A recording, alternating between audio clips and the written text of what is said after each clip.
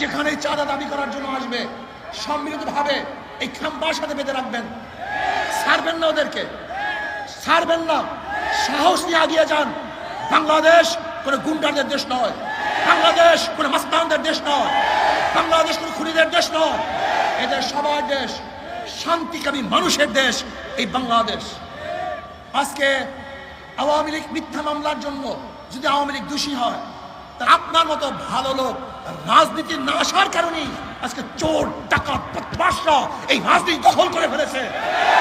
আজকে খুনিরা রাজনীতি দখল করে ফেলেছে।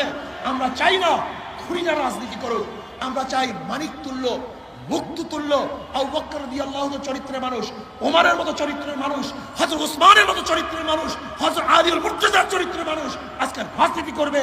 তারাই ক্ষমতায় বসবে, তারা মানুষকে অধিকার প্রতিষ্ঠিত করবে, শান্তি প্রদান করবে। আমরা চাই ন্যায় বিচার প্রতিষ্ঠিত হবে।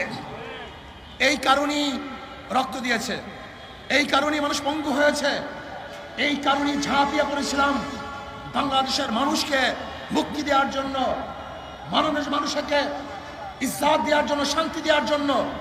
কিন্তু 5 তারিখের পরে, 5ই আগস্টের পরে যারা আবার মামলা করেছে, মিথ্যা মামলা করেছে, দখলদারি করেছে, চাঁদাবাজি করেছে, জুলুম করেছে,